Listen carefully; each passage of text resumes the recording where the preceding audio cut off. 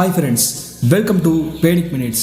இன்றைய காணொலியில் தமிழ்நாட்டைச் சேர்ந்த நீலகிரி மாவட்டம் கோத்தகிரிக்கு அருகாமையில் ஒரு வாலிபருக்கு மோகினியால் நடந்த திகில் நிகழ்வை பற்றி தாங்க இன்றைய காணொலியில் டீட்டெயிலாக பார்க்க போகிறோம். இதுபோல இன்னும் பல அமானுஷ்யமான நிகழ்வுகள் பற்றி நம்மளுடைய சேனலில் தொடர்ந்து பார்க்கணும் அப்படின்னா இப்போவே சப்ஸ்கிரைப் பண்ணி வச்சுக்கோங்க. நான் உங்கள் Afsar. Welcome to real horror stories.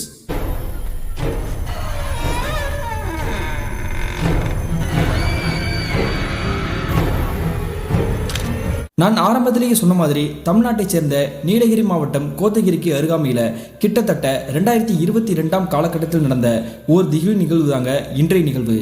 இந்த சம்பவத்தை நமக்கு ஷேர் பண்ணியது ரமேஷ் அப்படின்றவர் தாங்க. இது இவருக்கு நடந்துச்சான்னு பார்த்தீங்கன்னா இல்லைங்க, இவருடைய தம்பி சுரேஷ்க்கு நடந்ததாங்க இந்த சம்பவம். அப்படி என்ன நடந்துச்சுன்னு பார்த்தீங்கன்னா கிட்டத்தட்ட 2022 காலகட்டத்தில் இந்த சம்பவத்தை ஷேர் பண்ணிய ரமேஷுக்கு ஒரு 32 வயது இருந்திருக்குங்க. இவருடைய குடும்பத்தை பற்றி சொல்லணும் அப்படின்னா அப்பா அம்மா, இந்த ரமேஷ், இவருக்கு ஒரு தம்பி இருந்திருக்காருங்க.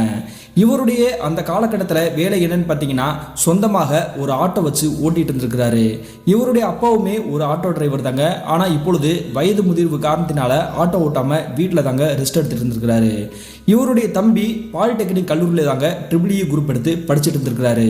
அந்த படிப்பு போக மீதம் இருக்கக்கூடிய டயத்தில் பாட்டஞ்சாப்பாக அவங்களுடைய கிராமத்துல இருந்து ஒரு 3.5 கிலோமீட்டர் தொலைவில் இருக்கக்கூடிய ஒரு சிட்டி பகுதியில் தாங்க ஒரு மொபைல் ஷாப்ல வேலை பார்த்துட்டு இருந்திருக்கிறாரு. அன்றைய கிழமை சனிக்கிழமை இருந்திருக்குங்க. மாலை தோராயமாக ஒரு 6:30 மணி இருந்திருக்கும். எப்பயுமே சனிக்கிழமை அப்படின்னாலே ஞாயிற்றுக்கிழமை விடுமுறை தானே. அதாவது இவருடைய தம்பி ரமேஷ் எப்படியுமே அந்த மொபைல் ஷாப்ல வேலை பார்த்துட்டு வீட்டுக்கு வருவதற்காக காத்துட்டு இருப்பாருங்க. அவர்கிட்ட சொந்தமாக பைக்கெல்லாம் கிடையாது. அதனால இவர் அந்த பக்கமாக போகக்கூடிய காரணத்தினால இவருடைய தம்பிக்கு கால் பண்றாருங்க. டேய், உனக்கு வேலை முடிஞ்சிருச்சா, வாடா அப்படியே வீட்டுக்கு கிளம்பி போவோம் அப்படின்ற மாதிரி சொல்றாரு. கொஞ்ச நேரம் வெயிட் பண்ணுங்கன்னா நான் உடனே ஓனர்கிட்ட சொல்லிட்டு கிளம்பி வரேன் அப்படின்ற மாதிரி தாங்க சொல்லிட்டு கிட்டத்தட்ட ஒரு 10 நிமிஷத்துலேயே இந்த ரமேஷுடைய தம்பி சுரேஷ் வந்து கிளம்பி வராருங்க. அப்படி கிளம்பி வந்ததுக்கு பிறகு இருவருமே ஆட்டோவில் ஏறி உட்கார்ந்ததுக்கு பிறகு இவங்களுடைய கிராமத்தை நோக்கி அந்த வண்டி நகர ஆரம்பிக்குது. கிட்டத்தட்ட 2 கிலோமீட்டர் கடந்து போயிருக்குங்க. அந்த இரவு நேரம் தோராயமாக ஒரு 7 மணி இருந்திருக்குங்க. அந்த சமயத்தில் இவங்க போயிட்டு இருக்கக்கூடிய அந்த பாதை வந்து ரொம்ப அடர்ந்த காட்டு பகுதியாக இருக்கக்கூடிய ஒரு பகுதி தாங்க. இவங்களுடைய கிராமத்தை சேர்ந்த அந்த பகுதிகள் எல்லாமே வந்து முட்கள் புதறலாக மண்டி போய் கிராமத்து சாலை பகுதினா எப்படி இருக்கும் அந்த மாதிரி தாங்க தன்னந்தனிமையாக இவங்களுடைய வாகனம் மற்றும் இந்த இருவரும் போயிட்டு இருந்திருக்காங்க. இப்படி போயிட்டு இருக்கக்கூடிய அந்த வேலையில இந்த ரமேஷுடைய தம்பி சுரேஷ் இருக்கார் இல்லையா, இவருக்கு ஃபோன் கால் வருதுங்க. ஃபோன் கால் வந்த உடனே அட்டன் பண்ணி பேசாம, அண்ணா வண்டியை கொஞ்சம் நிப்பாட்டு ஓரமா, நான் போய் ஃபோன் பேசிட்டு வந்துடுறேன் அப்படின்ற மாதிரி சொல்றாரு. நான் வண்டி போயிட்டு இருக்கிறதுனால உன்னால பேச முடியலையா, பரவாயில்ல நீ இங்கிருந்து பேச, நான் வண்டியை கூட ஸ்லோவா ஓட்டுறேன் அப்படின்ற மாதிரி சொல்றாரு. இல்லைன்னா ஒரு அர்ஜென்ட்டான காலு, நான் போய் பேசிட்டு வந்துடுறேன், என் கூட படிக்கக்கூடிய இந்த கல்லூரி ஃப்ரெண்ட் தான் பேசுறாங்க, நான் இங்கே ஆட்டோவில் உட்காந்து பேசினா என்னால் தெளிவாக பேச முடியாது, கொஞ்சம் வண்டியை ஓரமாக நிப்பாட்டு, நான் போய் பேசிட்டு இருந்தேன் அப்படின்ற மாதிரி தாங்க சொல்றாரு. சரி, நம்ம சொன்னாலும் கேட்க மாட்டான், வேற யார்கிட்டயே பர்சனலாக பேச போறான் அப்படின்ற மாதிரி தாங்க இவருக்கு சந்தேகம் வந்திருக்குது. ஒருவேளை தன்னுடைய தம்பி யாரையும் காதலிக்கிறானோ, அந்த பொண்ணுகிட்ட பேசுறதான் தெரியக்கூடாது அப்படின்றக்காண்டி தான் அப்படி வந்து வண்டியை ஓரமாக நிப்பாட்டிட்டு இறங்கி போய் பேச நினைக்கிறானோ அப்படின்ற மாதிரி தாங்க நினைக்கிறாரு. அதன் பிறகு வண்டியை ஒரு ஓரமாக நிப்பாட்டிட்டு இவருடைய தம்பி இறங்கி கொஞ்சம் தூரம் கடந்து போறாரு. டேய், வண்டியை விட்டு கீழே இறங்கிட்ட, ரொம்ப தூரம் எதுக்கடா போற, இங்கனுக்குள்ளே நின்று ஃபோன் பேசு அப்படின்ற மாதிரி தாங்க இவருடைய அண்ணன் சொல்றாரு. சரி, நான் இந்த போய் பேசிட்டு வந்துடுறேன்னா கொஞ்ச நேரம் வெயிட் பண்ண அப்படின்ற மாதிரி தாங்க அங்கே இருக்கக்கூடிய முட்புதர்களாக மண்டி போய் கிடக்குது இல்லையா, அந்த இடத்தை தாண்டி உள்ள நுழைறாரு. அப்படி உள்ள நுழைஞ்சு போனவர் கிட்டத்தட்ட 10 நிமிஷம் ஆகியுமே திரும்பி வரல. என்ன நேரம் ஆயிடுச்சு, ஏன் இப்படி பண்ணிட்டு இருக்கிறான், ஃபோன் பேசினா வர வேண்டியதானே, எதுக்காக நம்ம இவ்வளோ நேரம் வெயிட் பண்ணணும் அப்படின்ற மாதிரி தாங்க டென்ஷனில் குதிச்சிருக்கிறாருங்க இந்த ரமேஷ் அப்படின்றவர். அந்த நேரத்தில் இவருடைய தம்பி போய் கிட்டத்தட்ட 20 நிமிடங்கள் கடந்துருச்சு. இன்னும் என்னதான் பண்ணிட்டு இருக்கிறான், ஒருவேளை அவனுடைய லவ்வர்கிட்ட தான் பேசுறானா, அவன் பேசுறதுக்கான நேரம் இதுதானா அப்படின்ற மாதிரி தாங்க கோவத்தில் வண்டியை விட்டு இறங்கி நிற்கிறாரு. அதன் பிறகு இவருடைய தம்பியோடைய பேரை சொல்லி கத்துறாருங்க. இவருடைய தம்பிக்கு காது கேட்கல போல. உடனே அந்த முட்புதர்களாக இருக்கக்கூடிய அந்த பாதையிலேயே அந்த செடிகள்லாம் விலக்கி விட்டுட்டு உள்ளுக்குள்ள போய் பார்க்குறாரு. உள்ளுக்குள்ள போய் பார்க்கும்பொழுது கிராமத்து பகுதினா தெரியும் இல்லையா, வயக்காடுமா இருக்கும். அந்த வயக்காட்டுக்கிட்டேயே ஒரு மண் பாதையும் போயிட்டு இருக்குங்க.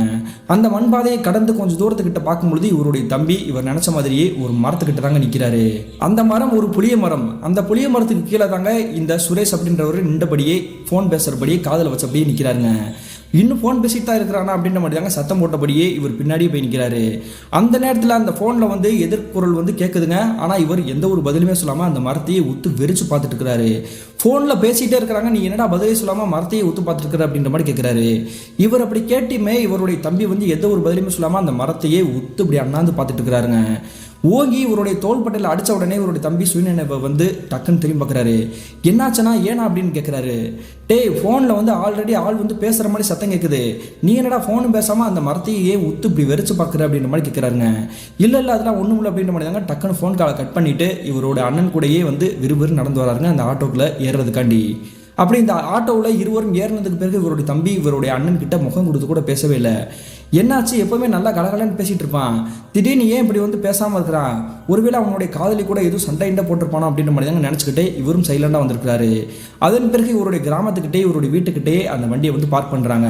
அப்படி வண்டியை நிப்பாட்டிட்டு இந்த இருவரும் அவங்களுடைய வீட்டுக்குள்ளே நுழையிறாங்க. அப்படி நுழையும் பொழுது இவருடைய தம்பி சுரேஷ் இருக்கார் இல்லையா, அவர் காலில் போட்டிருக்கக்கூடிய செருப்பை கூட கழட்டாமல் அந்த செருப்பு காலோடையே வீட்டுக்குள்ளே நுழையிறாருங்க. இதை அவங்களுடைய அம்மாவும் அப்பாவும் வாட்ச் பண்ணிட்டாங்க. என்னடா இது புது பழக்கமாக இருக்குது, செப்பலோட நீ வாட்டுக்கு வீட்டுக்குள்ளே நுழையிற, செப்பலை முதல் கழட்டி போடுற அப்படின்னு மாதிரி சொல்கிறாங்க. சொன்ன உடனே அவங்கள பார்த்து முறைச்சபடியே இவருடைய காலில் போட்டுக்கக்கூடிய இந்த செருப்பை அப்படி காலாலே எத்தி உதைக்கிறாருங்க. அப்படி உதைச்ச உடனே அந்த செப்பல் வந்து இரண்டாவதாக வந்துட்டு இருக்கிறார்களே இவருடைய அண்ணன், அவருடைய மேலேயே பட்டிருக்குது. பட்ட உடனே இவருடைய தம்பியை வந்து அவருமே முறைச்சு தான் பார்க்குறாரு, எந்த ஒரு பதிலுமே சொல்லலை. டே, சாப்பாடு எடுத்து வைக்க வாடா, சாப்பாடு சாப்பிட்றீங்களா அப்படின்ற மாதிரி இவங்க இருவருக்கிட்டையும் இவங்களுடைய அப்பா அம்மா கேட்குறாங்க. அப்படி கேட்கும் பொழுது இந்த சுரேஷ் வந்து என்ன சொல்கிறாருன்னா, எனக்கு சாப்பாடு எதுவும் தேவையில்லை, நீங்களே சாப்பிடுங்க, இல்லைன்னா கீழே எங்கேயாவது கொண்டு போய் கொட்டுங்க அப்படின்ற மாதிரி தாங்க கோவத்தோட அவருடைய ரூம்குள்ளே நுழையிறாரு. என்னாச்சு, உன் தம்பி ஏன் இப்படி இருக்கிறான், எதுக்காக கோவப்பட்டு சுடுசுடுன்னு பேசுகிறான் அப்படின்ற மாதிரி தாங்க இவங்களுடைய அப்பா கேட்குறாரு. என்னன்னு தெரியல, ஃபோன் கால் ஒன்று வந்துச்சு, அதுக்கிட்ட பேசினான், அப்படி பேசினதுக்கு பிறகு தான் இந்த மாதிரி வந்து சுடுசுடுன்னு இருக்கிறான், என்கிட்டே வர்றப்ப வழியிலேயே கூட பேசவே இல்லை அப்படின்ற மாதிரி தாங்க சொல்கிறாரு. அது ஒன்றும் இல்லை, அவனுடைய கூட படிக்கக்கூடிய அந்த ஃப்ரெண்ட் கூட எதுவும் பிரச்சனையாக இருக்கும், கண்டுக்காதீங்க, காலையில் சரியாயிருவான் அப்படின்ற மாதிரி தாங்க ஆறுதல் சொல்கிறாரு. அதன் பிறகு அன்றைய இரவு சாப்பாடு சாப்பிட்டுட்டு இவருடைய ரூமில் போய் தூங்க போகிறாருங்க. இவருடைய தம்பிக்கும் இவருக்கும் சேர்ந்து ரெண்டு பேருக்குமே ஒரே ஒரு ரூம் தாங்க. அந்த ரூமில் போய் பார்க்கும் பொழுது இவருடைய தம்பி அந்த பெட்டில் வந்து அப்படியே தலைக்குப்புற வந்து படுத்தபடி கிடக்குறாருங்க. டே, ஏன்டா இப்படி சாப்பிடாம வந்து படுத்து கிடக்குற, போய் சாப்பிட வேண்டியதானே அப்படின்ற மாதிரி தாங்க இவருடைய அண்ணன் சொல்கிறாரு. ஆனால் அதுக்குமே எந்த ஒரு ரெஸ்பான்ஸுமே இல்லாமல் அவர் பாட்டுக்க அந்த தலானியை வந்து தலைக்கு மேலே வச்சு அமைக்கணும்படி தூங்கிட்டு இருக்கிறாருங்க. சரி, தூங்கிட்டான் போல, நாளை காலையில் பார்த்துக்கணும் அப்படின்ற மாதிரி தாங்க இவரும் தூங்க ஆரம்பிக்கிறாரு. மறுநாள் காலையில் விடிஞ்சதுக்கு பிறகு இவங்களுடைய அம்மா வந்து காஃபி கொடுப்பதற்காக இவங்களுடைய தம்பியை வந்து எழுப்ப வந்திருக்கிறாங்க. அப்படி எழுப்பி பார்க்கும்பொழுது அவருடைய கண்ணத்தை தொட்டு பார்க்கும்பொழுது ஜுரம் பயங்கரமாக குதிச்சிருக்குதுங்க. என்னடா அது, உடம்பு இப்படி கொதிக்குது, காய்ச்சல் அடிக்குது போல, நம்ம ஆஸ்பத்திரி போமா அப்படின்ற மாதிரி கேட்குறாங்க. அதெல்லாம் நான் நல்லா தான் இருக்கிறேன், எனக்கு காய்ச்சலாக அடிக்கல அப்படின்ற மாதிரி தாங்க இந்த சுரேஷ் சொல்கிறாரு. இதுக்கு மேலே இவங்ககிட்ட பேசக்கூடாது, நம்ம ஹாஸ்பிட்டலுக்கு கூட்டிகிட்டு போக வேண்டியதான் அப்படின்ற மாதிரி தாங்க இவருடைய ஆட்டோவிலேயே இவருடைய தம்பியை ஏற்றிக்கிட்டு இவங்களுடைய அப்பா இந்த 3 பேரும் வந்து ஹாஸ்பிட்டலுக்கு போகிறாங்க. அப்படி ஹாஸ்பிட்டலுக்கு போயிட்டு செக் பண்ணிட்டு ஊசிலாம் போட்டு மருந்து டானிக் எல்லாமே கொடுத்து இவங்க மறுபடியும் வீட்டுக்கு வந்துடுறாங்க. வீட்டுக்கு வந்து கிட்டத்தட்ட 2 மணி நேரம் அவர் நார்மலாக தாங்க இருந்திருக்கிறாரு. காய்ச்சல் கொஞ்சம் கொஞ்சமாக குணமாக இருக்குது. மறுபடியும் இரவு நேரத்தில் காய்ச்சல் உடம்புல கொதிச்சிருக்குது. அதன் பிறகு டேப்லெட் போட்டுட்டு சாப்பாடெல்லாம் கொடுத்துட்டு அவனை வந்து தனியாக விட்டுற வேணாம், நீ நைட்டு பார்த்துக்கூடா அப்படின்ற மாதிரி தாங்க இவருடைய அண்ணன் கிட்ட சொல்லி படுக்க வச்சிருக்காங்க. இப்படி இந்த இருவருமே சாப்பிட்டுட்டு படுத்து கிட்டத்தட்ட நடுநிசி தோராயமாக ஒரு 12 மணி இருந்திருக்குங்க.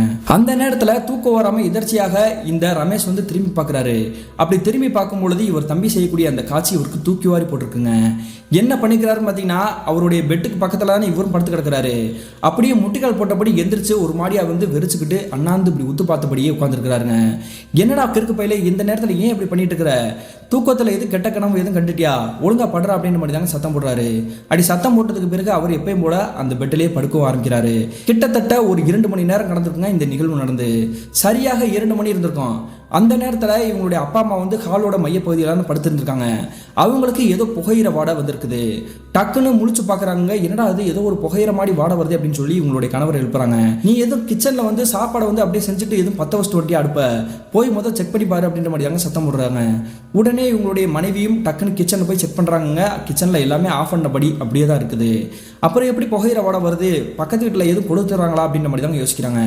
பக்கத்து வீட்டாக இருந்தாலும் எதுக்கு இந்த நேரத்தில் கொளுத்த போகிறாங்க, இந்த ஸ்மெல் வந்து நம்மளுடைய வீட்டுக்குள்ளே தான் வருது அப்படின்ற மாதிரி தாங்க சொல்கிறாரு இவங்களுடைய கணவர். உடனே சந்தேகப்பட்டுட்டு இவங்களுடைய பையனை வந்து எழுப்பலாம் அப்படின்றக்காண்டி இவங்களுடைய பையனுடைய ரூம் கதவை வந்து ஓப்பன் பண்ணுறாங்க. அப்படி அவங்களுடைய ரூமுடைய கதவை ஓப்பன் பண்ணி பார்த்த இந்த இருவருக்குமே ஈரக்குழியும் நடுங்கி போயிருச்சுங்க. என்ன நடந்திருக்குன்னு பார்த்தீங்கன்னா, இந்த ரமேஷுடைய தம்பி சுரேஷ் வந்து படுத்திருந்தார் இல்லையா, அவருடைய உடம்புல ஒட்டு துணி கூட இல்லாமல் முழு நிர்வாணமாக நிற்கிறாருங்க. அது மட்டும் இல்லாமல் அவர் கையில் வந்து ஏதோ ஒரு கம்பி ஒன்று இருக்குது. அந்த கம்பியில் வந்து நல்லா காய்ச்சி வச்ச மாதிரி, அதாவது அடுப்பில் போட்டு நல்லா காய்ச்சினா எப்படி இருக்கும் அந்த மாதிரி கங்கு மாதிரி தாங்க தெரியுது. அதை எடுத்து அவருடைய உடம்பு முழுக்க அவரே வந்து சூடு வச்சுட்டு இருக்கிறாரு. இந்த காட்சியை பார்த்து இந்த இருவருக்கும் கொலையே நடுங்கி போயிருச்சுங்க. என்னடா பண்ணிட்டு இருக்கிற அப்படின்ற மாதிரி தாங்க சத்தம் போடுறாங்க. சத்தம் போட்டாலுமே அவருடைய கையில் வச்சுக்கக்கூடிய அந்த கம்பியை விடுற மாதிரி மாதிரியே தெரியல. இவங்க போடக்கூடிய சத்தத்தை கட்டி இவங்களுடைய மூத்த பையனும் எந்திரிக்கிறாருங்க. இந்த ரமேஷ் அப்படின்றவர் தன்னுடைய தம்பி செய்யக்கூடிய காட்சியை பார்த்த இவருக்கே உடம்பெல்லாம் வேர்த்து விடவெடுத்து நடுங்க ஆரம்பிச்சிருச்சு. என்ன பண்ணிட்டு இருக்கிறான், ஏன் இப்படி பண்ணிட்டு இருக்கிறானே தெரியல. கொஞ்ச நேரத்துக்கு முன்னாடி படுத்திருந்தவன் டக்குன்னு எந்திரிச்சு உட்காந்துன்னா, இப்போ நான் நல்லா தூங்கிட்டு நீங்கள் எழுப்பினதுக்கு பிறகு தான், சத்தம் கேட்டதுக்கு பிறகு தான் நானே எந்திரிச்சு பார்க்குறேன். ஏன் இப்படி பண்ணிட்டு இருக்கிறான்னு எனக்கே தெரியலையே அப்படின்ற மாதிரி தாங்க சொல்கிறாங்க. அதன் பிறகு இவங்களுடைய தம்பியை வந்து சமாதானப்படுத்தி எதுவாக இருந்தாலும் பார்த்துக்கோண்டா, இப்பெல்லாம் பண்ணக்கூடாது அப்படின்ற மாதிரி தாங்க இவங்களுடைய அப்பா டக்குன்னு பீரோவிலேருந்து ஒரு கையில் எடுத்து அவருக்கு வந்து மாற்றி விடுறாருங்க. அதன் பிறகு ஆறுதல் சொல்லி அவங்களுடைய பூஜை ரூம்லேருந்து ஒரு விபூதி எடுத்து இவருடைய நெற்றிலே பூசி விட்டு படுக்க வைக்கிறாங்க. அப்படி இவங்களுடைய தம்பி படுத்ததுக்கு பிறகு இந்த ரமேஷை வந்து இவங்களுடைய அப்பா அம்மா வீட்டை விட்டு வெளியே கூப்பிட்றாங்க. எதுக்கு என்னை கூப்பிட்டீங்க இந்த நேரத்தில் அப்படின்னு கேட்கும் பொழுது, உன்னுடைய தம்பி மேலே எங்களுக்கு சந்தேகமாக இருக்குது, ஏன் இப்படி தப்பாக பண்ணிட்டு இருக்கிறான், வீட்டுக்குள்ளே நுழைஞ்சதுலேருந்து அந்த செருப்பை காலிலேருந்து வெளியே தூக்கி வீசினது மட்டும் இல்லாமல் சாப்பிடக்கூட இல்லை, அதுக்கப்புறம் அவனுக்கு வந்து உடம்பு காய்ச்சல் கொதிச்சிச்சுன்னு சொல்லி ஹாஸ்பிட்டல்லாம் அடுத்த நாள் கூட்டிகிட்டு போனோம், இன்னைக்கு இரவு என்னன்னா இப்படி பண்ணிட்டு இருக்கிறான், உனக்கு எது தெரியுமா அப்படின்ற மாதிரி கேட்குறாங்க. கேட்ட உடனே இந்த ரமேஷ் உங்களுடைய அப்பா அம்மா கிட்ட என்ன சொல்கிறாருன்னா, எனக்கு தெரிஞ்சதெல்லாம் ஒன்று தான், வண்டியில் வர வரைக்கும் நார்மலாக தான் இருந்தான், ஒரு ஃபோன் கால் வந்துச்சு, அந்த ஃபோன் கால் பேசுறதுக்காக ஒரு இடத்துக்கிட்ட போனான், அப்படி ஃபோன் கால் பேசும்பொழுது அந்த பொண்ணுக்கிட்ட எதுவும் சண்டை போட்டு போனான்னு தெரியல, யாரையோ லவ் பண்ணுறான் போல, அந்த லவ்வில் தான் ஏதோ பிரச்சனை இருக்கும் போல, அதனால தான் இப்படிலாம் பண்ணிட்டு இருக்கிறான், அவனுக்கு சொல்கிற மாதிரி புத்திமதி சொல்லி காலையிலேயே அவனை வந்து மாற்றுவோம் அப்படின்ற மாதிரி தாங்க சொல்கிறாரு. இருந்தாலும் உன் தம்பியை தனியாக எதுவும் விட்டுறாதரா, நீ கொஞ்சம் அவனை கவனமாக கவனிச்சுக்கோ அப்படின்ற மாதிரி தாங்க இவங்களுடைய அப்பா அம்மா சொல்கிறாங்க. சரிங்கப்பா நான் பார்த்துக்கிறேன் அப்படின்ற மாதிரி தாங்க இந்த ரமேஷும் அவருடைய தம்பியோடைய ரூமுக்கு போகிறாரு. விடிய தூக்கமே இல்லாமல் இவருடைய தம்பியை கவனிச்சுக்கிட்டே இருந்திருக்கிறாருங்க. ஏன்னா இடையில எதுவும் எந்திரிச்சு எதுவும் தப்பாக பண்ணிட்டாருன்னு போச்சு இல்லையா, அதனால இவருக்கு தூக்கமே இல்லாமல் இருந்திருக்கிறாரு. அதிகாலை விடிஞ்சு ஒரு 5 மணி இருக்குங்க. அந்த நேரத்தில் தான் இதுக்கு மேலே என்ன ஒரு பிரச்சனையும் வராது, வந்தாலும் அப்பா அம்மா இருக்காங்க அப்படின்ற மாதிரி தாங்க முழு நம்பிக்கையோடையே இந்த ரமேஷ் வந்து தூங்கவும் ஆரம்பிக்கிறாரு. அப்படி தூங்க ஆரம்பித்து விடிய காலை ஒரு 7 மணி இருந்திருக்கும். அந்த நேரத்தில் இவங்களுடைய அப்பா அம்மா வந்து இந்த ரமேஷுடைய தம்பியை வந்து செக் பண்ணுறதுக்காக போகிறாங்க. அப்பயுமே செக் பண்ணி பார்க்கும்பொழுது காய்ச்சல் நெருப்பாக கொதிச்சிருக்குது. என்ன இது, நம்ம டாக்டர்கிட்டையும் கூட்டிகிட்டு போய் காமிச்சிட்டோம், ஊசிலாம் போட்டாச்சு, மருந்தும் போட்டாச்சு, அப்புறையே இவனுக்கு வந்து காய்ச்சல் சரியாகலை, ஒருவேளை நம்ம வந்து வேற ஒரு மருத்துவமனை கூட்டிகிட்டு போனால் சரியாகுமா அப்படின்ற மாதிரி தாங்க நினச்சி வேற ஒரு ஹாஸ்பிட்டலுக்கு கூட்டிகிட்டு போகிறாங்க. அப்படி வேற ஒரு ஹாஸ்பிட்டல் கூட்டிகிட்டு போய் ஏற்கனவே ஒரு ஹாஸ்பிட்டலில் பார்த்தோம், காய்ச்சல் விட்டுருச்சு, மறுபடியும் வந்துருச்சு, இப்போ மறுபடியும் காய்ச்சல் அடிக்குது அப்படின்ற மாதிரி தாங்க இந்த டாக்டர் கிட்ட சொல்கிறாங்க. அப்படி சொன்ன உடனே இந்த டாக்டரும் செக் பண்ணி பார்த்துட்டு ஊசி போட்டுட்டு டேப்லெட்லாம் கொடுத்து இனிமேல் எந்த பிரச்சனையும் கிடையாது, வீட்டுக்கு கூட்டிகிட்டு போங்க அப்படின்ற மாதிரி தாங்க சொல்லி வழி அனுப்புகிறாங்க. அப்படி வீட்டுக்கு வந்த உடனே இந்த சுரேஷ் வந்து எப்பயும் போல ஆல்ரெடி வந்து ஊசி போட்டால் தூக்கம் வரும் இல்லையா, அது மாதிரி தாங்க நல்லா தூங்கி ரெஸ்ட் எடுக்கிறாரு. அன்றைய இரவு நேரத்தில் கூட இவங்களுடைய குடும்பத்தை பொறுத்த வரைக்கும் ஒட்டுமொத்தமாக சேர்ந்து தாங்க சாப்பிடுவாங்க. அப்படி சாப்பிடும்போது எல்லாமே இயல்பாக தாங்க நார்மலாக தாங்க இருந்திருக்கிறாரு. இனிமே இவனால் எந்த பிரச்சனையும் வராது அப்படின்ற மாதிரி தாங்க இவங்களுடைய குடும்பத்தினர் நினைச்சிருக்காங்க. ஆனால் அன்றைய இரவே பேரிதிர்ச்சி உண்டாக்கக்கூடிய ஒரு பயங்கரமான நிகழ்வு நடக்க காத்திருந்துச்சுங்க. என்ன நடந்திருக்குன்னு பார்த்தீங்கன்னா, அன்றைய நடுநிசி நேரம் தோராயமாக ஒரு 12:30 மணி இருந்திருக்கும்.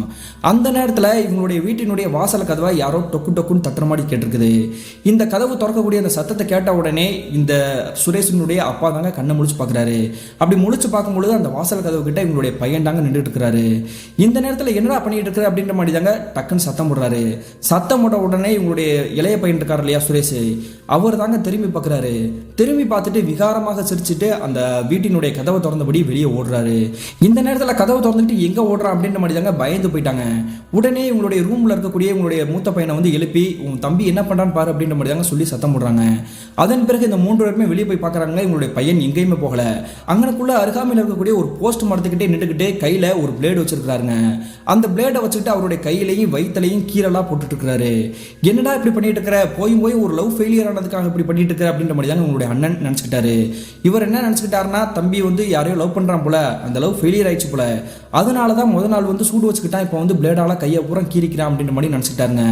அதன் பிறகு எல்லாருமே போய் சத்தம் போட்டு சமாதானப்படுத்தி நீ ஒழுங்கா உள்ள வந்து படுறா, ஏன்டா அப்படி பண்ற அப்படின்ற மாதிரி தாங்க சொல்றாங்க. அந்த நேரத்தில் இவங்களுடைய தம்பி இந்த சுரேஷ் இருக்கார் இல்லையா, ஓன்னு அழுதுகிட்டே இருக்கிறாரு. என்னுடைய உடம்பெல்லாம் வலிக்குது, என்னுடைய உடம்பெல்லாம் கீரல் போட்ட மாதிரி வலிக்குது அப்படின்ற மாதிரி சொல்றாங்க.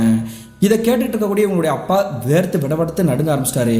இவன் தானே கையில் இருக்கக்கூடிய அந்த பிளேடை வச்சு உடம்பெல்லாம் கீறிட்டு இருந்தான், இப்போ திடீர்னு இந்த மாதிரி அழுதுட்டு இருக்கிறானே அப்படின்ற மாதிரி தாங்க சந்தேகப்படுறாரு. அதன் பிறகு சரி எதுவாக இருந்தாலும் பரவாயில்ல, காலையில் நம்மளுடைய குலதெய்வ கோயிலுக்கு கூட்டிகிட்டு போயிட்டு வந்துட்டோம்னா சரியாயிரும், ஒருவேளை காத்துக்கருப்பு எதுவும் அடிச்சிருக்குமோ அப்படின்ற மாதிரி அப்பவே அவங்களுக்கு சந்தேகம் வந்துருச்சு. அதுக்கு பிறகு வீட்டுக்குள்ளே நுழைஞ்ச உடனே இவங்களுடைய பையனை வந்து ரூம்குள்ள எல்லாம் அனுப்பலங்க, நீ ஹால்லேயே எங்கள் கூட சேர்ந்து படுறா அப்படின்ற மாதிரி தாங்க படுக்க வைக்கிறாங்க. இப்படி படுத்து கிட்டத்தட்ட இவங்க எல்லாருமே கண்ணை சேர்ந்து ஒரு மணி நேரம் கடந்திருக்கோம். அந்த நேரத்தில் இவங்களுடைய அப்பாவுக்கு மறுபடியும் தண்ணி தாகம் எடுக்குது அப்படின்ற மாதிரி தாங்க முழிக்கிறாரு. முழிச்சு பார்க்கும்பொழுது இவருக்கு பேருதிர்ச்சிங்க. என்ன நடந்துக்குன்னா, இவங்களுடைய வீட்டினுடைய கதவும் திறந்திருக்குது, இவங்களுடைய இளைய பையனையும் காணா. டேய் மறுபடியும் இவன் எங்கேயோ போயிட்டாண்டா அப்படின்ற மாதிரி தாங்க இவங்களுடைய மூத்த பையன் கிட்ட சொல்றாங்க. என்னப்பா சொல்றீங்க, ஏன்பா இப்படி பண்ணிட்டு இருக்கிறான், உண்மையிலேயே அவனுக்கு பேய் தான் பிடிச்சிருக்குன்னு நினைக்கிறேன் அப்படின்ற மாதிரி தாங்க சத்தம் போடுறாரு. அதன் பிறகு யாராவது உன் ஃப்ரெண்டுக்கு கால் பண்றா, சுத்தி எல்லா இடத்துலையும் தேட சொல்லுவோம்டா அப்படின்ற மாதிரி தாங்க சொல்றாங்க. உடனே வீட்டை சுத்தி எல்லா இடத்துலையும் தேடி பார்க்கும்பொழுது இவங்களுடைய இளைய பையன் எங்க போனான்னே தெரியல. அதே மாதிரி இந்த ஆட்டோ ஓட்டக்கூடிய ரமேஷ் இருக்கார் இல்லையா, இவருடைய நண்பர் பக்கத்துல தாங்க இருக்கிறாரு. அவருக்கு கால் பண்ணி இந்த மாதிரி என்னுடைய தம்பி எங்க போனான்னு தெரியலடா, கொஞ்சம் ஹெல்ப் பண்ண வாடா அப்படின்ற மாதிரி தாங்க அந்த நடுராத்திரிலேயே கால் பண்றாரு. உடனே அவருமே வந்து பைக் எடுத்துக்கிட்டு இவருடைய வீட்டுக்கு வந்துட்டாரு. இப்ப நம்ம எங்க போகணும்னே தெரியலையே, உன் தம்பி எங்க போனான்னு தெரியல அப்படின்னு யோசிக்கும் பொழுதாங்க லைட்டா இவருக்கு வந்து சிங்க் ஆயிருக்குதுங்க இந்த ரமேஷ் அப்படின்றவருக்கு. அதாவது 2 நாட்களுக்கு முன்னாடி ஒரு மரத்துக்கிட்ட தானே போய் அவன் வந்து வித்தியாசமா நடந்தான். அந்த இடத்துல இருந்து இந்த பிரச்சனையை ஆரம்பிச்சிச்சு. அநேகமா அந்த மரத்துக்கிட்ட தான் இருக்க வாய்ப்பு இருக்குது, அங்கதான் போயிருக்கணும் அப்படின்ற மாதிரி தான் யோசிக்கிறாங்க. சரிடா மச்சான், பேசி நேரத்தை வீணடிக்க வேணாம், நம்ம 2 பேரும் பைக் எடுத்துட்டு ஒன்னா சேர்ந்து போய் உன்னுடைய தம்பி ஏற்கனவே பயந்தான் இல்லையா, அந்த இடத்துல போய் தேடுவோம் இருக்கானாண்டு. உன்னுடைய அப்பா அம்மா அக்கம் பக்கத்தில் இருக்கக்கூடிய வீட்டுக்காரங்களுடைய கதவை தட்டி உன்னுடைய தம்பி எதுவும் வந்தானா அப்படின்ற மாதிரி கேட்க சொல்லு அப்படின்ற மாதிரி தாங்க சொல்லிட்டு இந்த இருவரும் கிளம்பி போறாங்க. இப்படி இவங்க இருவரும் கிளம்பி போய் ஒரு 20 நிமிடங்கள் கடந்திருக்கோம். அந்த இடத்துக்கிட்டே போயிட்டாங்க. அப்படி அந்த இடத்துக்கிட்ட போனதுக்கு பிறகு வண்டியை உள்ளுக்குள்ளே கொண்டு போக முடியாதுங்க, வெளியே தான் நிப்பாட்ட முடியும். டூ வீலர் தான் நான் சொல்லிட்டு இருக்கிறேன். அந்த டூ வீலர் வந்து சைட் ஸ்டாண்ட் போட்டு அந்த ரோட்டினுடைய ஓரத்திலே நிப்பாட்டிட்டு இந்த இருவரும் அந்த முட்கள் புதர்களாக மண்டி போய் கிடக்கலையா அந்த இடத்தை தாண்டி உள்ள போய் பார்க்குறாங்க. உள்ள போய் பார்க்கும் பொழுது இவங்களுக்கு அந்த இடத்துல யாரும் இருக்கிற மாதிரி ஒரு அறிகுறியும் தெரியலங்க. அந்த நேரத்தில் யாரோ ஒரு ஆண்மகன் ஆங்காரமாக பயங்கரமாக அழுகக்கூடிய ஒரு சத்தம் வித்தியாசமாக கேட்குது. இந்த சத்தத்தை கேட்ட உடனே இந்த ரமேஷனுடைய நண்பர் பக்கத்தில் நிற்கிறார் இல்லையா, அவருடைய பேரை வந்து மென்ஷன் பண்ண வேணாம்னு சொன்னதுனால மென்ஷன் பண்ணுங்க. அவருடைய கையில் இருக்கக்கூடிய மொபைல் லைட்டை வந்து ஆன் பண்ணி அந்த மரத்துக்கு மேலே அடிச்சு பார்க்குறாரு. அப்படி அடிச்சு பார்க்கும் பொழுது இந்த இருவருக்கும் வாழ்க்கையில கண்ட காட்சி மறக்க முடியாத ஒரு பயங்கரமான காட்சி எதாங்க தெரிஞ்சிருக்குது. என்ன நடந்திருக்குன்னா, இவங்களுடைய தம்பி சுரேஷ் இருக்கார் இல்லையா, அவர் வேற எங்கேயும் இல்லைங்க, அந்த புளிய மரத்தோடைய மேல இருக்கக்கூடிய ஒரு கிளையில தாங்க குத்த வச்சு உட்காந்துருக்கிறாரு. அப்படி குத்த வச்சு உட்காந்தது மட்டும் இல்லாம அவருடைய முகம் வந்து கருப்படிச்சு போய் ஒரு மாதிரி உப்பி போயிருக்குது. கண்கள்ல இருக்கக்கூடிய அந்த கருவிழி வந்து மொத்தமாகவே இல்லைங்க, அதுக்கு பதிலாக வெள்ளை அடிச்சு வச்ச மாதிரி தாங்க பளிச்சுன்னு தெரிஞ்சிருக்குது. உன் தம்பியை வந்து பேய் பிடிச்சிருக்கிறத வந்து உண்மைதான்டா, அவனை பார்த்தாலே தெரியுது, நீ வேணா அந்த லைட் வெளிச்சத்துல உன்னுடைய தம்பியோடைய முகத்தை வந்து பாரு அப்படின்ற மாதிரி தாங்க சத்தம் போடுறாரு. இதை சொன்ன உடனே இந்த ரமேஷுமே பயத்தோடையே அவருடைய முகத்தை வந்து உத்து பார்க்குறாரு. உத்து பார்க்கும் பொழுது இவருக்கே ஈரக்குள்ளையே நடுங்கி போயிருச்சு. டேய் இங்க என்னடா பண்ணிட்டு இருக்க, கீழே இறங்கி வாடா அப்படின்னு சொல்லிட்டு இருக்கிறாருங்க இவருடைய அண்ணனு. அப்படி சொல்லிட்டே இருக்கும் பொழுது அந்த மரக்கிளையில உட்காந்துருக்கக்கூடிய இவருடைய தம்பி இருக்கார் இல்லையா, ஒரு பெண்ணினுடைய ஒரு குரல்லையே வந்து பேச ஆரம்பிக்கிறாருங்க. என்னுடைய உடம்பெல்லாம் வலிக்குது, என்னுடைய காயம் வந்து என்னால் தாங்க முடியல, புண்ணா தகதகன்னு எரியுது, ஐயோ என்னால் முடியலையே அப்படின்ற மாதிரி தாங்க ஒரு பெண்ணினுடைய குரலையே இவருடைய தம்பி ஓன்னு அழுகிறாருங்க. இப்படி பண்ணிட்டு இருக்கிறானே, உன்னுடைய உடம்புல ஏதோ ஒரு பெண்ணினுடைய ஆன்மா தான் இறங்கியிருக்கும் போல அப்படின்ற மாதிரி தான் இந்த இருவருக்கும் புரிய வந்திருக்குது. அந்த நேரத்திலேயே கொஞ்சம் தூரத்துல இருந்து ஏதோ ஒரு வண்டி லைட்டோடைய வெளிச்சம் வந்து இவங்களுடைய கண்களில் வந்து தெரியுது. யார்ப்பா இது, இந்த நேரத்தில் இந்த இடத்துல என்ன பண்ணிட்டு இருக்கீங்க அப்படின்ற மாதிரி தாங்க சத்தம் போடுற மாதிரி தெரியுது. உடனே இந்த இருவரும் இருக்கக்கூடிய அந்த இடத்துல இருந்து அந்த ரோட்டினுடைய கார்னரில் வந்து எட்டி பார்க்குறாங்க.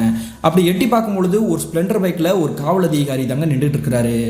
ஐயா ஒன்றும் இல்லையா, இங்கே என்னுடைய தம்பி வந்து வீட்டை விட்டு கோச்சுக்கிட்டு வந்துட்டான், அவனை தான் வீட்டுக்கு கூட்டிகிட்டு போகலாம் அப்படின்ற மாதிரி நாங்கள் வந்து கூப்பிட்றோம், வரமாட்டேன் அப்படின்ற மாதிரி தாங்க சொல்கிறாங்க. இந்த நேரத்தில் இந்த இடத்துல நீங்கள் என்ன பண்ணிட்டு இருக்கிறீங்க, யார்கிட்ட போய் சொல்கிறீங்க அப்படின்ற மாதிரி தாங்க கையில் ஒரு லத்தி எடுத்துக்கிட்டு கோபத்தோட அந்த காவல்துறை அதிகாரி அந்த காட்டு பகுதிக்குள்ளே உள்ள நுழைகிறாரு. நுழைஞ்சதுக்கு பிறகு இவங்க இருவரையுமே வந்து உங்களை 2 பேரையும் பார்த்தாலே சந்தேகமாக இருக்குது, வாங்க ஸ்டேஷனுக்கு போகலாம் அப்படின்ற மாதிரி தாங்க கூப்பிட்றாரு.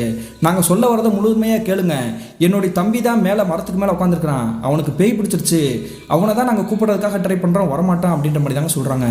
இதை கேட்ட உடனே அந்த போலீஸ்காரர் வந்து நம்பவே இல்லை. என்னடா சொல்லிட்டு இருக்கிறீங்க, இந்த காலத்தில் பேய் பிசாசுன்னு இருக்கிறீங்க, எங்கே உட்காந்துருக்கான் அவன் தம்பி அப்படின்ற மாதிரி கேட்குறாரு. இப்படி கேட்ட உடனே இந்த 2 நபர்களும் அந்த மரத்துக்கு கிளைக்கு மேலே உட்காந்துருக்காரு இல்லையா அவருடைய தம்பி, அவர் உட்காந்துருக்கக்கூடிய அந்த இடத்த வந்து காட்டுறாங்க. இந்த காட்சியை பார்த்து அந்த காவல்துறை அதிகாரியுமே கிடுகிடு நடுங்க ஆரம்பிச்சிட்டாருங்க. என்னடா ஆச்சு, அவன் கண்ணுடைய விழி ஏன்டா இப்படி இருக்குது, மட்டும் கருப்படிச்சு போனமா இருக்குது, அவனுக்கு உண்மையிலேயே பேய் பிடிச்சிருச்சா அப்படின்ற மாதிரி கேட்குறாருங்க. ஆமாங்க சார், இதைத்தான் நாங்கள் அப்போதான் சொல்லிட்டு இருக்கிறோம், நீங்கள் தான் நம்ப பண்ணுறீங்க, அவனை எப்படியாவது அந்த மரத்தை விட்டு கீழே இறக்கணும், அப்படின்னா நாங்கள் வந்து கோயிலுக்கு கூட்டிகிட்டு போயிடுவோம், தயவு செஞ்சு எங்களுக்கு ஹெல்ப் பண்ணுங்க அப்படின்ற மாதிரி சொல்கிறாங்க. உடனே காவல்துறை அதிகாரி இவங்க இருவரும் பயந்தாலுமே அந்த போஸ்டிங்கில் இருக்கக்கூடிய அந்த நபர் வந்து பயப்படக்கூடாது இல்லையா, அதனால மனசுக்குள்ள பயம் இருந்தாலுமே டக்குன்னு அந்த மரத்துக்கு கீழேயே வந்து நிற்கிறாருங்க. ஒழுங்கு மரியாதை நீ கீழே இறங்கி வா, இல்லை அப்படின்னா தூக்கி போட்டு மிதிச்சு போடுவேண்டா அப்படின்ற மாதிரி தாங்க ஆங்காரமாக கத்துறாரு. இந்த சத்தத்தை கேட்ட உடனே அந்த மரத்துக்கு மேலே உட்காந்துருக்கக்கூடிய இவருடைய தம்பி இருக்கார் இல்லையா சுரேஷ், அவர் என்ன நினைச்சாருன்னு தெரியல, விறுவிறுன்னு அந்த மரத்துல இருந்து கீழே இறங்கி தொப்புன்னு விழுந்துருக்கிறாருங்க. இவன் தான் கீழே விழுந்துட்டான்ல, உடம்புல அடிதும் பட்டிருக்கா அப்படின்ற மாதிரி பாருங்க அப்படின்ற மாதிரி சொல்றாருங்க. உடனே இந்த சுரேஷனுடைய அண்ணன் மற்றும் அவருடைய நண்பர் இருவருமே இவருடைய தம்பியை வந்து செக் பண்றாங்க. முட்டிக்காலில் மட்டும் அடிபட்டு செவந்த ரத்தம் வந்துட்டு இருக்குதுங்க. ஏன்னா அந்த மரத்துல இருந்து டக்குன்னு கீழே வந்து இறங்க ரெண்டு தொப்புன்னு விழுந்திருக்கிறாரு.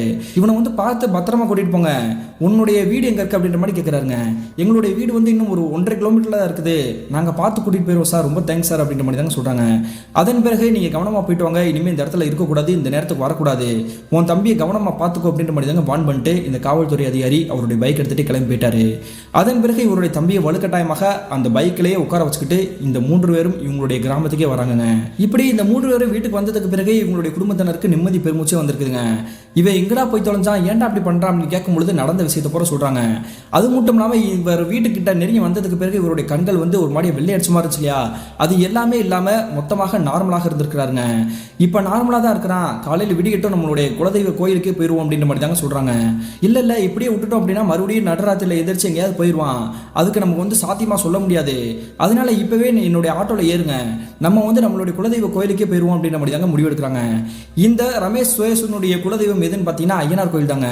அதுவுமே இவங்களுடைய கிராமத்துல இருந்து கிட்டத்தட்ட ஒரு 2 கிராமம் கடந்து தாங்க போகணும். அந்த ஐயனார் கோயில் எல்லாம் இரவு நேரத்தில் எந்த ஒரு பூஜை புனஸ்காரங்களாம் நடக்காதுங்க, அதிகாலையில தான் நடக்கும். இருந்தாலும் பரவாயில்ல, இவனை வந்து நம்மளால தாக்கு பிடிக்க முடியலன்னா என்ன பண்றது அப்படின்ற மாதிரி தாங்க பயந்து இவங்களுடைய குடும்பத்தினரும் இந்த ரமேஷனுடைய நண்பர் ஒருத்தர் வந்தார் இல்லையா, அவருமே அந்த ஆட்டோலே ஏறி இவங்க எல்லாருமே அந்த ஐயனார் கோயிலுக்கே போறாங்க. அப்படி ஐயனார் கோயிலுக்கு கிட்ட நெருங்கின உடனே இவருடைய தம்பி வந்து மறுபடியும் பேயாடுற மாதிரி ஆடுறாருங்க. நான் அந்த கோயிலுக்குள்ள வரமாட்டேன், என்னை விடுங்கடா விடுங்கடா அப்படின்ற மாதிரி தாங்க ஆக்ரோஷமா கத்துறாரு. என்ன நடந்தாலும் பரவாயில்ல, இவனை வந்து எப்படியாவது அந்த கோயிலுக்குள்ள தூக்கி போட்டுறோம் அப்படின்ற மாதிரி தாங்க வலுக்கட்டாயமாக அந்த ஐயனார் கோயில் எல்லைக்குள்ளேயே அவர் வந்து இழுத்து தரன்னு உள்ள கொண்டு போயிட்டாங்க. அப்படி உள்ள கொண்டு போனதுக்கு பிறகு ஐயோ ஐயோ அப்படின்ற மாதிரி என் மேல உடம்பெல்லாம் எரியுதே, நான் என்ன பண்ணுவேன் அப்படின்ற மாதிரி தாங்க ஒரு பெண்ணினுடைய குரலே பேசினபடியே பித்து பிடிச்ச மாதிரி அங்கிட்டு இங்கிட்டு ஓடிட்டு இருந்திருக்கிறாரு. ஒரு கட்டத்துக்கு பிறகு அந்த ஆன்மாவுடைய அந்த சக்தி வந்து வேலை செய்யல போலங்க. ஏன்னா அங்க இருக்கக்கூடியது ஒரு அருள்மிக்க தெய்வம் தாங்க ஐயனாருடைய எல்லை. அந்த எல்லை பகுதிக்குள்ள உளுந்ததுக்கு பிறகு இவருடைய உடம்புல இருக்கக்கூடிய ஆன்மா வெளியேறிச்சு போல. அப்படி கொஞ்சம் கொஞ்சமாக சுயநினைவை இழந்து அப்படியே மயக்கம் போட்டு விழுந்திருக்கிறாருங்க. விடிய வரைக்கும் அவர் வந்து முழிப்பாரான்னு பாக்குறாங்க, ஆனா முழிக்கிற மாதிரி தெரியல. ஒருவேளை தன்னுடைய தம்பிக்கு எதுவும் ஆயிடுச்சா அப்படின்ற பயந்தபடியே அவருடைய மூக்குல போய் கை வச்சு பாக்குறாங்க, மூச்செல்லாம் இருக்குது. அந்த ஆன்மாவுடைய சக்தி வந்து அவருடைய உடம்பு விட்டு மொத்தமாக நீங்கல, ஆனா அதனால எதுவுமே செய்ய முடியல, அதனாலதான் இப்படி வந்து மயக்கம் போட்டு விழுந்து கிடக்கிறான் அப்படின்ற மாதிரி இவங்க எல்லாருக்குமே புரிய வந்திருக்குது. மறுநாள் காலையில் விடிஞ்சதுக்கு பிறகு இவங்க நினைச்ச மாதிரியே கிட்டத்தட்ட ஒரு 7 மணிக்கெல்லாம் அந்த ஐயனார் கோயிலுடைய பூசாரி அந்த இடத்துக்கு வந்திருக்கிறாரு. அப்படி வந்ததுக்கு பிறகு பூஜை புனஸ்காரங்கள்லாம் பண்ணி அவருடைய கையில் இருக்கக்கூடிய சாட்டை எடுத்துக்கிட்டு இந்த சுரேஷ் கிட்ட நெருங்கி வராருங்க. இப்போ நீ யார் வந்திருக்கன்றத சொல்லு, இல்லை அப்படின்னா நான் உன்னை அடிச்சு என்ன பண்ணுவேன்னு எனக்கே தெரியாது அப்படின்ற மாதிரி சொல்றாருங்க. கொஞ்ச நேரத்திலேயே அவருடைய உடம்புல இருக்கக்கூடிய அந்த ஆன்மா பேச ஆரம்பிக்குதுங்க. இவங்க இருக்கக்கூடிய கிராமத்துல இருந்து ஒரு 1.5 கிலோமீட்டர் தொலைவில் இருக்கக்கூடிய ஒரு 30 மண்டிப்பைக்கு கிடக்கக்கூடிய அந்த இடத்துல வந்து ஃபோன் பேசுறதுக்காக இந்த சுரேஷ் வந்து இறங்கி போனார் இல்லையா, அந்த புளிய மரத்துக்கிட்ட தாங்க இந்த பெண்மணி தூக்கு போட்டு இறந்து போயிருக்குது. இறந்து போகும்பொழுது இந்த பெண்ணினுடைய வயது ஒரு 19 தாங்க இருந்திருக்கும். ஆக்சுவலி என்ன நடந்திருக்குன்னு பார்த்தீங்கன்னா, இந்த பெண்ணினுடைய குடும்பத்தை பற்றி சொல்லணும்னா அப்பா அம்மா இந்த சத்யான்ற பெண்மணி இவங்களுக்கு ஒரு தம்பி இருந்திருக்காங்க. அந்த காலகட்டத்தில் இந்த பெண்மணி அந்த கிராமத்தை சேர்ந்த ஒரு வாலிபரை வந்து காதலிச்சுட்டு இருந்திருக்காங்க. இவங்க இருவருடைய காதல் வந்து நாளடைவில் வந்து கணவன் மனைவி உறவு மாதிரி தாங்க ஈடுபட ஆரம்பிச்சிருக்காங்க. ஒரு கட்டத்துக்கு பிறகு தாங்க தெரியுது இவங்க காதலிக்கக்கூடிய அந்த காதலன் வந்து ரொம்ப மோசக்காரன், ஏமாத்துக்காரன் அப்படின்றது புரிய வந்திருக்குது. நீ எப்படியாவது என்னை தாலி கட்டி என்னை வந்து மனைவியை ஏற்றுக்கோ, இல்லை அப்படின்னா நான் உன்னை சும்மா விட மாட்டேன் அப்படின்ற மாதிரி தாங்க சொல்றாங்க. ஆனா இதை எதையுமே பெருசா ஒரு துளி கூட கண்டுக்காம இவங்களுடைய காதலன் அவங்களுடைய இருக்கக்கூடிய கிராமத்திலேயே வேறு ஒரு பெண்ணை வந்து திருமணம் பண்றாருங்க. இப்படி திருமணம் பண்ணதுக்கு பிறகு இந்த பெண்மணி வந்து மனதால பாதிக்கப்பட்டிருக்காங்க. என்னுடைய காதலன் வந்து என்னை வந்து ஏமாத்திட்டானே அப்படின்ற மாதிரி தாங்க எப்ப பார்த்தாலும் இவங்களுடைய உடம்புல சூடு வைக்கிறது, பிளேடால கையிலையும் உடம்புலையும் கீறிக்கிறது, இந்த மாதிரி தாங்க எப்ப பார்த்தாலும் தப்பு பண்ணிட்டு இருந்திருக்காங்க. இதை இவங்களுடைய குடும்பத்தினர் வந்து கண்கூடாக பார்த்துருக்கும் பொழுது அவங்க என்ன நினைச்சிட்டு இருக்காங்கன்னா, எப்படி வந்து தற்கொலை பண்ணி இறந்து போயிருவா, இவ இறந்து போறது வந்து இறந்து போட்டோம், ஏற்கனவே நம்மளுடைய குடும்ப கௌரவத்தையே வாங்கிட்டா, அதனால நம்ம வீட்டுக்கு தேவையில்லை, இவன் வந்து நம்மளுடைய குடும்பத்துக்கு வந்து ஒரு சுமையா ஒரு பாரமா தான் இருக்கிறா அப்படின்ற மாதிரி தாங்க முடிவெடுத்து இவங்களுடைய பாட்டி வீட்டுக்கு அனுப்பிக்கிறாங்க. ஆனாலுமே இவங்களுடைய பாட்டியோட வீட்டுக்கு போனதுக்கு பிறகுமே இந்த சத்யான்ற பெண்மணி திரும்ப திரும்ப தற்கொலை பண்ணுறதுக்காக அந்த முயற்சியை வந்து கைவிடாமல் பண்ணிகிட்டே இருந்திருக்காங்க. அதுக்கு பிறகு இவங்களுடைய தாத்தா பாட்டியுமே இவளை வந்து எங்களால் பார்த்துக்க முடியாது அப்படின்ற மாதிரி தாங்க இவங்களுடைய குடும்பத்தினர்கிட்டே விட்டுட்டு போயிருக்காங்க. இப்படியே இருந்தால் இவளை என்ன பண்ணுறது அப்படின்னு யோசிச்சுட்டு இருக்கும்போது தாங்க ஒரு நாள் தோராயமாக அன்றைய மாலை ஒரு 4 மணி இருந்திருக்கும். அந்த நேரத்தில் இந்த சத்யான்ற பெண்மணி அந்த புளிய மரம் இருக்குது இல்லையா, அந்த மண் பாதையில் அந்த புளிய மரத்துக்கிட்டே போய் இவங்களுடைய சேலை துணியே வந்து அப்படி இருக்க போட்டு தூக்குல தொங்குற மாதிரி தாங்க தொங்கி இறந்து போயிருக்காங்க. இவங்க இறந்து கிட்டத்தட்ட ஒரு சில மணி நேரங்களுக்கு பிறகு தாங்க இவங்களுடைய குடும்பத்தினருக்கே தெரிய வந்திருக்குது இந்த சத்யான்ற பெண்மணி இறந்து போயிட்டாங்க, சூசைட் பண்ணிட்டாங்க அப்படின்றது. நான் இப்படிதான் அந்த இடத்துல வந்து என்னுடைய உயிர் பிரிஞ்சு போச்சு. அப்படி இறந்ததுக்கு பிறகு கிட்டத்தட்ட ஒரு 7-8 வருடங்களாக அதே இடத்துலயே நான் ஆன்மாவா அழைச்சிட்டு இருக்கிறேன். என்ன இதுவரைக்கும் யாருமே வந்து பார்க்கல. அந்த நேரத்தில் தான் இந்த சுரேஷ் அப்படின்ற இந்த பையன் வந்து என்னுடைய மரத்துக்கிட்டே வந்தான். இவன் வந்து என்னுடைய வயசுக்கு ஈக்குவலாக இருக்கிறானே, இவனை வந்து நம்ம வந்து பிடிச்சிக்கிடுவோம், என்னுடைய வாழ்க்கையை இவன் கூட சேர்ந்து வாழ்வோம் அப்படின்ற மாதிரி தான் நான் முடிவெடுத்து இவனுடைய உடம்பையே ஆக்கிரமிப்பு பண்ணேன். இவனை விட்டுட்டு என்னை பிரித்து வச்சுறாங்க அப்படின்ற மாதிரி தாங்க அந்த பெண்ணினுடைய ஆன்மா சொல்லுது. அதெல்லாம் முடியாதுமா, அவன் வயசு சின்ன வயசு, நீ தயவு செஞ்சு அவனை வந்து தொந்தரவு பண்ணாமல் பிரிஞ்சு போயிரு அப்படின்ற மாதிரி தாங்க அந்த கோயில் பூசாரி சொல்கிறாரு. அந்த டயத்துக்கு நான் இனிமேல் இந்த பையனை வந்து தொந்தரவு பண்ண மாட்டேன் அப்படின்ற மாதிரி தாங்க சொல்லிட்டு அவருடைய உடம்பு விட்டு நீங்கி போயிருக்குது. இனிமேல் அந்த ஆன்மா அவங்களை தொந்தரவு பண்ணாது அப்படின்ற மாதிரி தாங்க அந்த கோயில் பூசாரி வந்து விபூதி போட்டு இவங்களை வந்து வீட்டுக்கு அனுப்புறாரு. அப்படி வீட்டுக்கு வந்ததுக்கு பிறகு தாங்க தெரியுது இவருடைய உடம்புல இருக்கக்கூடிய அந்த ஆன்மா வந்து வெளியே போகவே இல்லை, அவருடைய உடம்புல தான் இருக்குது அப்படின்றது. மறுபடியும் உங்களுடைய குடும்பத்தினர் ஒரு ஜோதிடரை போய் பார்க்குறாங்க. அப்படி போய் பார்க்கும்பொழுது அது ஒரு கன்னியுடைய ஆன்மா, அதாவது மோகினி பிசாசு தான் உங்களுடைய பையனை பிடிச்சிருக்குது. இது சாதாரணமாக குணப்படுத்த முடியாது, நீங்க கேரளாவுக்கோ அல்லது வேற ஏதாவது ஒரு இடத்துக்கோ போனா மட்டும்தான் இது மாந்திரிவாதிகள் மூலியமாக தான் இந்த ஆன்மா வந்து விரட்டி அடிக்க முடியும் அப்படின்ற மாதிரி சொல்லியிருக்காங்க. அதன் பிறகு இவ்வளோ கஷ்டப்பட்டுட்டோம், அதையும் நம்ம பற்றுவோம் அப்படின்ற மாதிரி தாங்க முடிவெடுத்து இவங்களுடைய பையனை வந்து கூப்பிட்டுக்கிட்டு கேரளாவில் இருக்கக்கூடிய சோட்டனிக்கரை பகவதி அம்மனுடைய கோயிலுக்கு போகிறாங்க. அப்படி அந்த கோயிலுக்கு போனதுக்கு பிறகு அங்கே இருக்கக்கூடிய மாந்திரிவாதிகள் மற்றும் பூசாரிகள்லாம் இருப்பாங்க இல்லையா, அவங்க கிட்ட நடந்த விஷயத்த சொல்லி இதுக்கான பரிகாரத்தை செய்கிறாங்க. கிட்டத்தட்ட 10 நாட்களாக இவங்களுடைய பையன் வந்து சுயநினைவே இழந்த மாதிரி, ஏதோ பித்து பிடிச்ச மாதிரி மனநிலை பாதிக்கப்பட்டிருந்தா எப்படி இருப்பாங்க, அந்த மாதிரி தாங்க செவத்தையே உத்து வெறிச்சு பார்த்துருக்க மாதிரி தாங்க உட்காந்துருப்பாரு. சரியாக 10 நாட்களுக்கு பிறகு பூஜை புனஸ்காரங்கள்லாம் பண்ணி இவருடைய பையனுடைய உடம்புல இருக்கக்கூடிய அந்த ஆன்மாவை மொத்தமாக நீக்கியிருக்காங்க. அதே மாதிரி இனிமேல் அந்த ஆன்மா இவருடைய உடம்புலே வராது அப்படின்ற மாதிரி தாங்க வாக்கும் கொடுத்துருக்காங்க. அதன் பிறகு எல்லாமே குணமானதுக்கு பிறகு இவங்களுடைய பையனையும் கூப்பிட்டுக்கிட்டு இவங்களுடைய குடும்பத்தினர் மறுபடியும் இவங்களுடைய கிராமத்துக்கு வந்து சேர்ந்துக்கிறாங்க. அதன் பிறகு அந்த ஆவியால் இவருடைய குடும்பத்தினருக்கோ அல்லது இந்த சுரேஷ்கோ எந்த ஒரு அமானுஷத்தாலே பாதிப்பும் இல்லாமல் நிம்மதியாக தாங்க இருந்திருக்காங்க. அந்த சம்பவத்திலிருந்தே இந்த சுரேஷ் மற்றும் இவருடைய அண்ணன் ரமேஷ் இருக்கார் இல்லையா, அந்த மரத்தை தாண்டி போகும்பொழுதுலாம் அந்த திசையை வந்து ஒத்து கூட பார்க்க மாட்டாங்களாம். ரோட்டை பார்த்து வண்டியை ஓட்டுறது மட்டும்தாங்க, திரும்பி கூட பார்க்காம அந்த இடத்துல இவ்வளோ பெரிய அமானுஷம் நடந்துச்சு அப்படின்றத மனதார பாதிக்கப்பட்டிருக்காங்க இல்லையா, அதை நினைவால வச்சுக்கிட்டே அந்த இடத்தை தாண்டி அப்படியே கிளம்பி போயிடுவாங்களாங்க. ஆனால் அதன் பிறகு அந்த ஆவியால் எந்த ஒரு பிரச்சனையும் இல்லாமல் தாங்க இருந்திருக்காங்க. கிட்டத்தட்ட 2022 காலகட்டத்தில் என்னுடைய தம்பியுடைய வாழ்க்கையில் நடந்தது பிரதர். இந்த சம்பவம் எங்களுடைய குடும்பத்தையே ஒரு உழுக்கு உழுக்கிருச்சு அப்படின்ற மாதிரி தாங்க சொல்லி முடிக்கிறாரு. இந்த சம்பவத்தை ஷேர் பண்ணிய ரமேஷ்க்கு ஒரு நன்றி சொல்லிக்கலாங்க. மீண்டும் மற்றொரு திகிலான சுவாரஸ்யமான நிகழ்வுடன் உங்களை சந்திக்கும் வரை நான் உங்கள் அப்சர்.